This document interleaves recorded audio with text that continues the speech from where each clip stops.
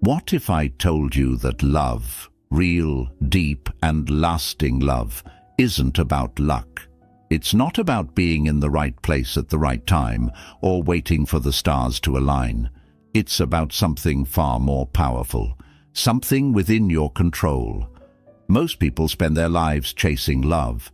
They try to make themselves more appealing, more noticeable, more worthy in someone else's eyes. They twist themselves into versions they think will be more lovable. But let me ask you, does that ever truly work? Or does it leave you feeling drained, undervalued, and invisible? What if, instead of chasing love, you could attract it, naturally, effortlessly, not by changing who you are, but by mastering who you are? Think about the people you find magnetic, the ones who seem to effortlessly draw others toward them. They're not always the loudest in the room or the most conventionally attractive. Their power lies in something deeper, something unshakable. It's their energy, their presence, their ability to command attention without demanding it. They have an aura of confidence, of certainty, of self-mastery. And here's the secret. That kind of magnetism isn't a gift you're born with. It's something you create. This is where the wisdom of Stoicism comes in. The Stoics understood something fundamental about human nature, that power, love, and connection all begin with one thing: mastery of the self. When you learn to control your emotions, your actions, and your inner world, you no longer rely on others for validation. You radiate confidence because you've built it from within. You stop seeking approval because you've already given it to yourself. And when you do that, you become irresistible. But there's another layer to this. Love isn't just about strength. It's about understanding. Understanding yourself, yes, but also understanding the person in front of you. What moves them? What do they fear? What do they desire? By combining the timeless principles of Stoicism with modern psychological insights, you can create a connection so profound it feels almost inevitable. You won't have to ask, how do I make them love me? Instead, you'll become the kind of person they can't help but fall for. Think about it. Most people are reactive in love. They respond to what others give them, or don't give them. But a Stoic is proactive. A Stoic understands that love isn't about manipulation or desperation. It's about becoming. Becoming the kind of person who naturally attracts love because you embody everything someone is searching for. So, if you're tired of chasing, if you're ready to step into a power you didn't know you had, take a moment to like this video and comment, "I choose self-mastery," because this journey starts with you. In the next few minutes, we'll dive into powerful Stoic tactics, strategies grounded in ancient wisdom and sharpened by an understanding of human nature. We'll explore how to align with your own strength, how to understand the desires of others, and how to create the kind of love that doesn't just happen, it endures. But here's the first step, and it's crucial. Stop focusing on them and start focusing on you. Because love isn't about forcing someone to care. It's about becoming the kind of person they can't ignore. Let's begin with the foundation. If you want to understand how to make someone fall in love with you, you have to understand what truly attracts people. It's not just looks, charm, or even shared interests. Those things can draw attention, yes, but they don't create deep, lasting connection. What people are really drawn to is strength. Inner strength. Think about it. How do you feel when you're around someone who is confident, grounded, and self-assured? There's something magnetic about them. They don't need to announce their strength. It's simply there, in the way they move, the way they speak, the way they hold themselves. They exude an energy that makes you want to be near them, to understand them, to earn their attention. This is where Stoicism offers us a timeless truth. People are drawn to those who have mastered themselves. The Stoics believed in the power of self-control. the ability to govern your thoughts, emotions, and actions. Marcus Aurelius wrote, "You have power over your mind, not outside events. Realize this, and you will find strength." And here's the secret. When you have this kind of strength, it doesn't just make you feel more confident, it makes others feel safe. In a world full of chaos and uncertainty, most people are looking for stability. They want to feel anchored, secure, understood. When you embody self-mastery, you become that anchor. You become someone they can rely on, someone who doesn't get swept away by every passing emotion or external challenge. That kind of presence is rare, and it's irresistible. But let's take this a step further. Beyond Stoicism, dark psychology reveals another layer of attraction. People are drawn to certainty. When you know who you are, when you are unwavering in your sense of self, it creates a sense of comfort and fascination. On the other hand, emotional unpredictability, being inconsistent, overly reactive or unsure, repels. It makes people feel uneasy, even if they can't articulate why. So how do you create this foundation of strength? It starts with controlling what you can, yourself. Focus on becoming emotionally stable. Develop a calm confidence that doesn't need external validation. This isn't about arrogance. It's about quiet self-assurance. People will feel the difference. And here's the irony. The less you need someone to love you, the more they'll be drawn to you. Why?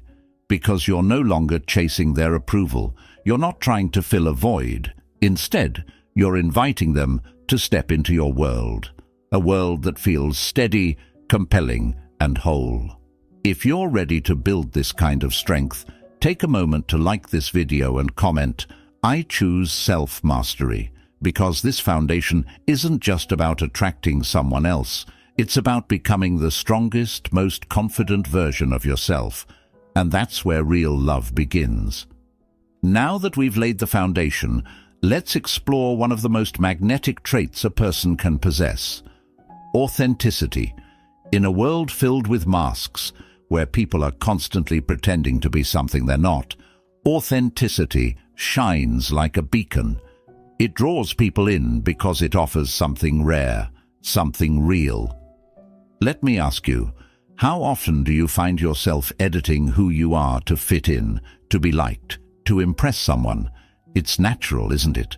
We all want to be accepted, but here's the problem. The more you hide your true self, the more you blend in, the more you become just another face in the crowd. Now think about the people who stand out to you. What makes them so compelling? It's not perfection, it's their ability to be themselves unapologetically. They aren't trying to fit a mold or meet someone else's expectations. They own who they are, flaws and all. And that confidence, that authenticity, makes them unforgettable. Stoicism teaches us that true strength comes from living in alignment with your values. Marcus Aurelius wrote, "Waste no more time arguing about what a good man should be. Be one." This means being authentic, even when it's uncomfortable. It means being vulnerable, but not needy. It's about being so grounded in who you are that you don't need external validation to feel worthy. But here's where authenticity becomes truly magnetic. It creates trust. When you're genuine, people feel it. They sense that you're not playing games or trying to manipulate them, and trust is the foundation of all meaningful connections. When someone feels they can trust you, they naturally open up to you. They let down their guard. They start to feel a bond that goes deeper than surface attraction. Now let's layer in a bit of dark psychology. Authenticity becomes even more powerful when paired with mirroring.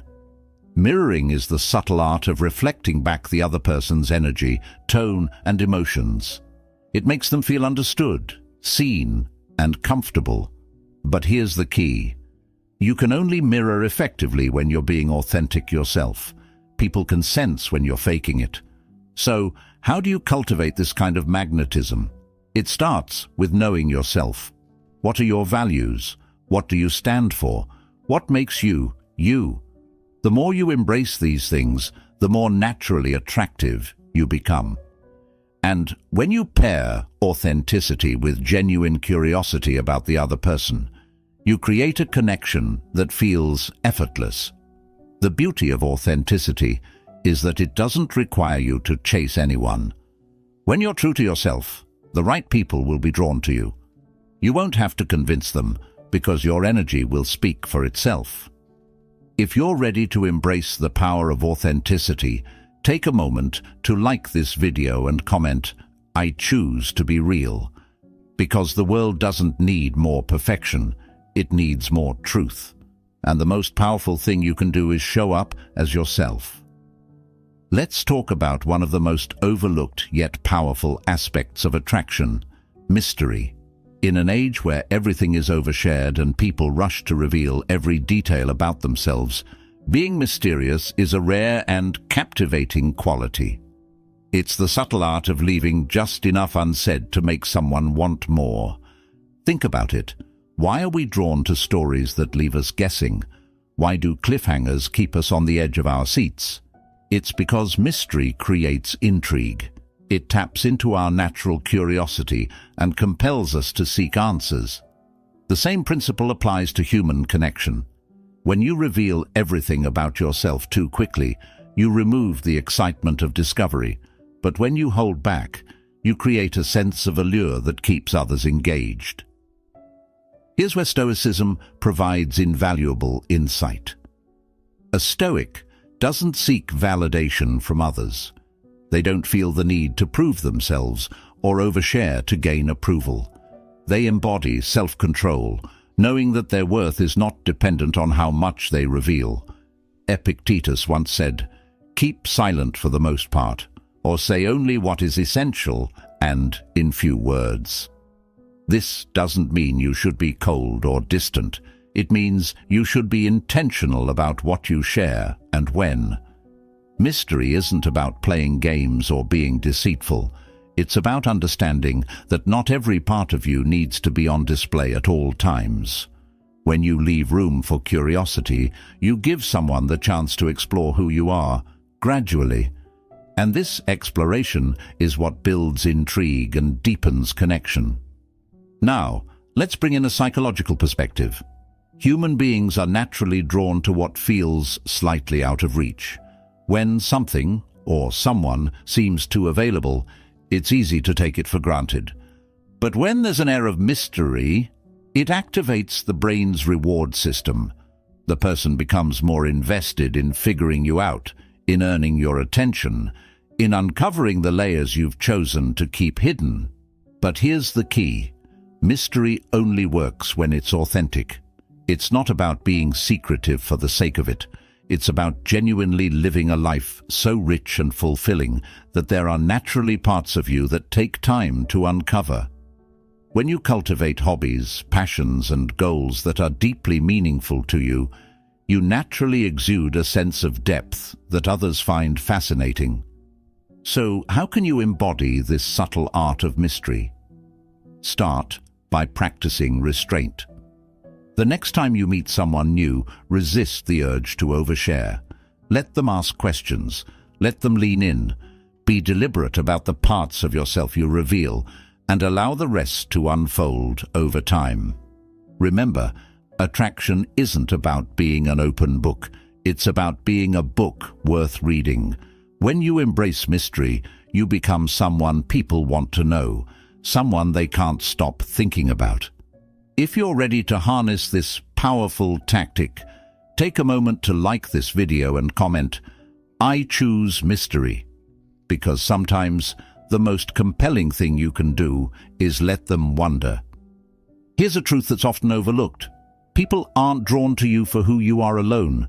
They're drawn to how you make them feel. If you want to create a deep and lasting connection, you need to understand not just what someone says they want, but what they truly desire beneath the surface. Most people never take the time to observe or listen deeply.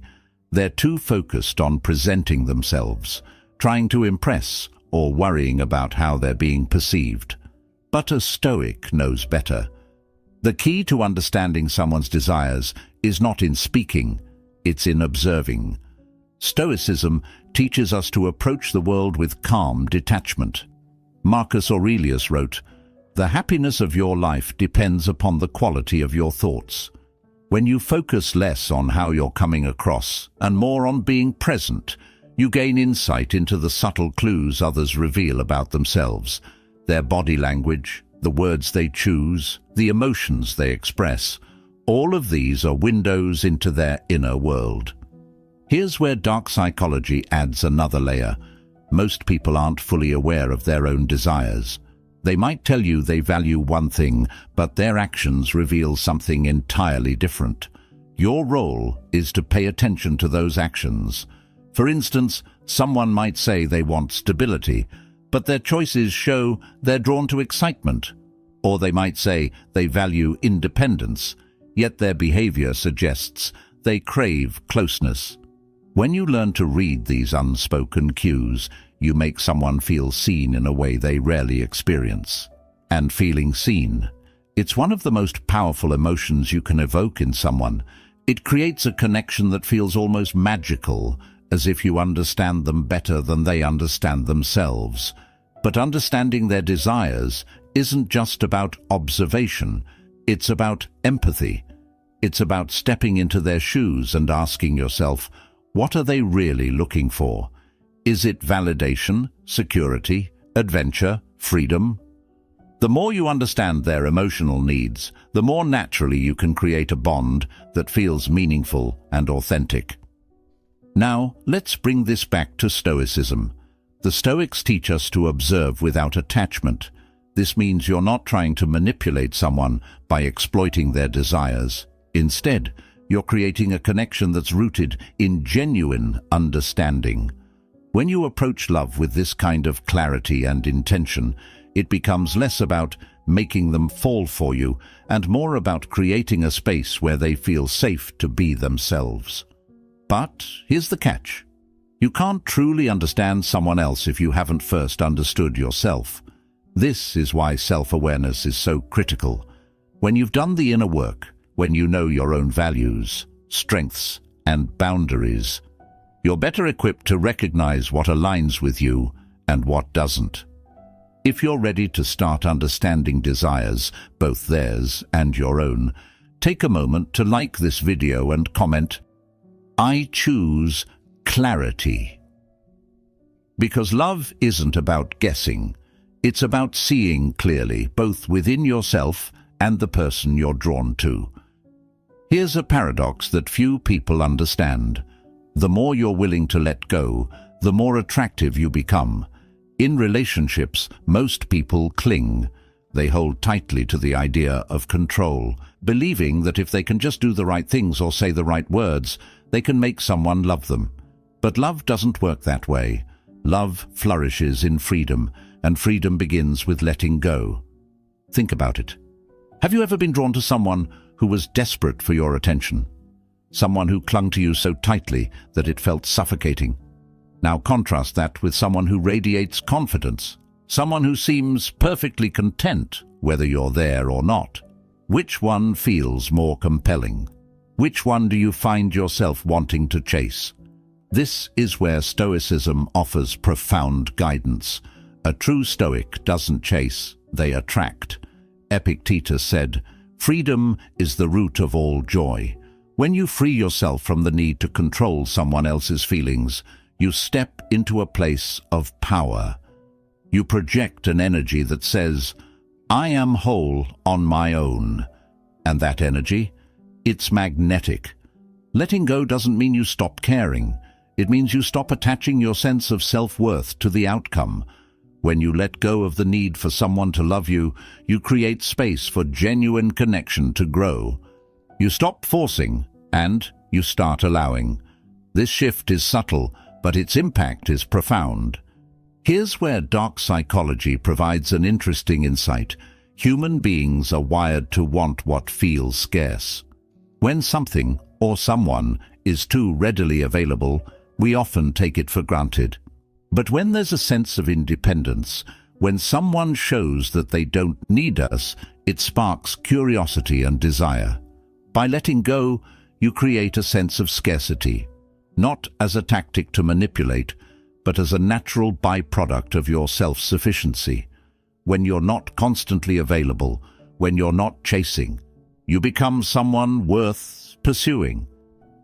Your confidence in letting go makes them question what they might be missing, and that question lingers in their mind. But letting go isn't just about them, it's about you. It's about freeing yourself from the exhausting cycle of trying to earn someone's love or attention. It's about stepping into a mindset where your happiness isn't dependent on anyone else's approval.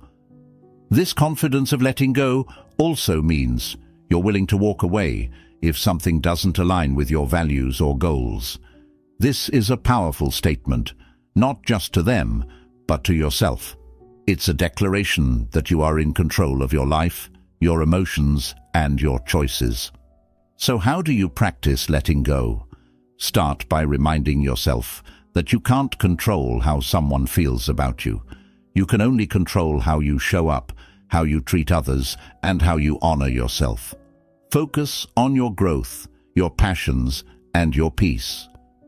When you do this, you become someone who doesn't just attract love, you inspire it. If this resonates with you, take a moment to like this video and comment, "I choose freedom," because letting go isn't about giving up, it's about giving yourself the space to thrive. Did you know that the most powerful things we communicate don't require words? In fact, much of the attraction we create happens silently through body language, eye contact, and the energy we project. Long before you speak, you're already sending signals about who you are and how you feel. The question is, are you aware of the signals you're sending? Let's start with body language. Have you ever been drawn to someone who carries themselves with confidence? They don't need to say a word. Their posture, their movements, the way they occupy space, it all tells a story. A Stoic understands that how you carry yourself is just as important as what you say. Marcus Aurelius said, "The soul becomes dyed with the color of its thoughts." In the same way, your body reflects your inner state. When you stand tall, shoulders back, and move with purpose, you're telling the world, and anyone you're interested in, that you are self-assured and comfortable in your own skin. This kind of confidence is magnetic. It draws people in without you having to say a single word. Now let's talk about eye contact. It's one of the simplest yet most powerful ways to create a connection. When you hold someone's gaze, you're telling them that they have your full attention, that you're not distracted, that they matter in this moment. But there's a balance to strike. Too little eye contact can make you seem disinterested, while too much can feel intense or overwhelming. The key is to be intentional. Look them in the eye when you're speaking, and hold their gaze just long enough to show them you're engaged. Here's where dark psychology offers an additional layer. Mirroring. Mirroring is the subtle art of reflecting the other person's body language, tone, and energy. When done naturally, it creates a sense of comfort and familiarity. The person feels understood, even if they can't explain why. For example, if they lean forward slightly, you do the same. If their tone becomes softer, so does yours. This doesn't mean copying them. It means aligning with their energy in a way that deepens connection. But non-verbal communication isn't just about how you present yourself. It's also about how you listen. When you lean in slightly, nod at the right moments, and maintain an open posture, you're signaling that you're fully present. This kind of presence is rare, and it leaves a lasting impression. Here's a Stoic insight to guide you. Be deliberate in how you move, how you hold yourself, and how you engage with others. When your outer expression aligns with your inner confidence, you create an energy that others can't help but notice. And remember, silence can be just as powerful as speech. A pause, A knowing look, or even a calm, steady presence can say more than words ever could. You don't need to fill every moment with chatter. Sometimes the most profound connections are forged in the spaces between words. So, how can you start using non-verbal communication to your advantage? First, become aware of your body language. Are you open and confident, or closed off and unsure? Next, practice intentional eye contact. Let your gaze convey curiosity and presence. Finally, pay attention to the energy you're projecting.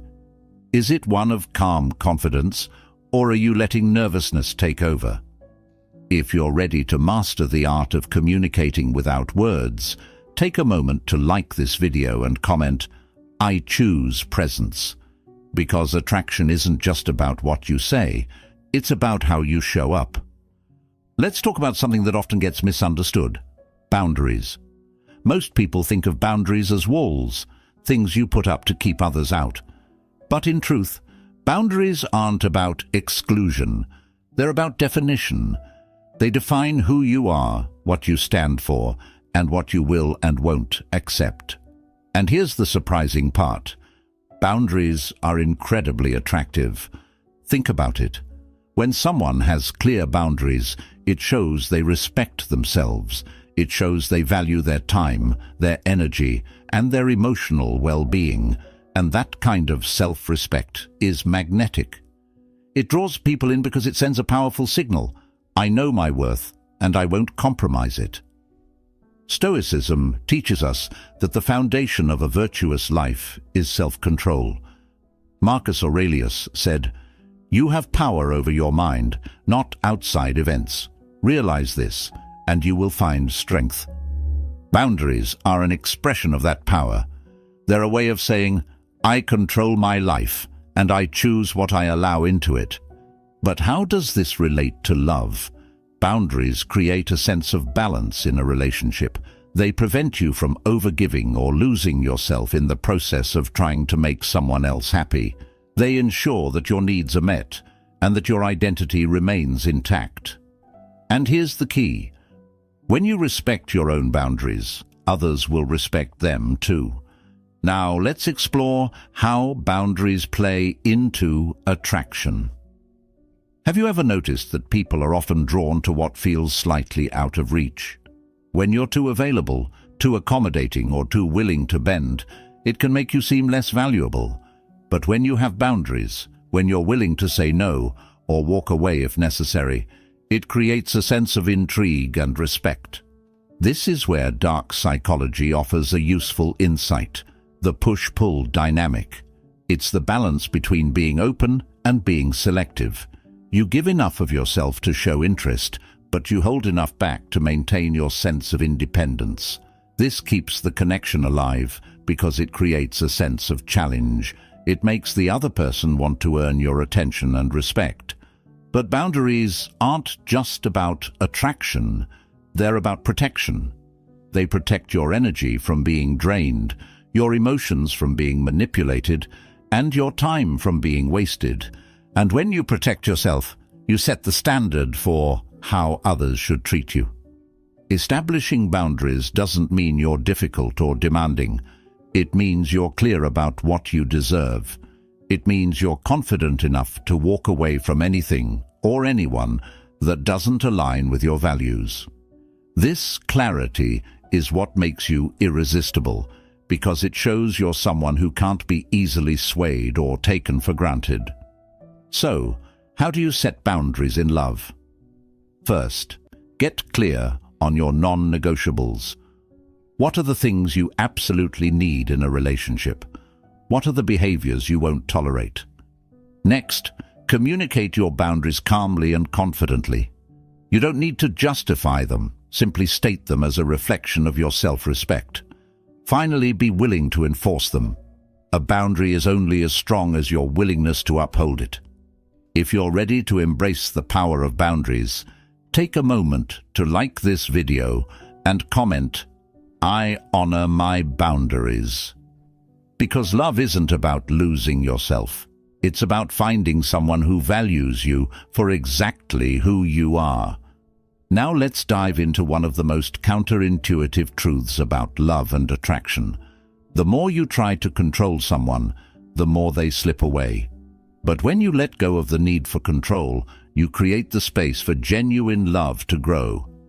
This is the paradox of control, and it's a principle deeply rooted in both Stoicism and human psychology. Think about it. Love isn't something you can force. You can't make someone feel a certain way, no matter how hard you try. You can't control their actions, their emotions, or their decisions. And the more you try to, the more resistance you create. People naturally push back against anything that feels like control or pressure. It's a defense mechanism. The Stoics understood this well. Epictetus taught, freedom is the root of all joy. Freedom isn't just about living without constraints. It's about allowing others the space to be themselves. When you stop trying to control the outcome, you free both yourself and the other person. And this freedom is where attraction flourishes. When you let go of control, you stop chasing. You stop overthinking every interaction, every message, every word. Instead, you focus on what you can control: your own thoughts, your own actions, your own energy. And this shift in focus changes everything. It creates a sense of calm, confidence, and self-assuredness that is magnetic. Here's where dark psychology offers an intriguing perspective. People are most drawn to what they feel they can't fully possess. When you let go of trying to control the relationship, you naturally create a sense of intrigue and desire.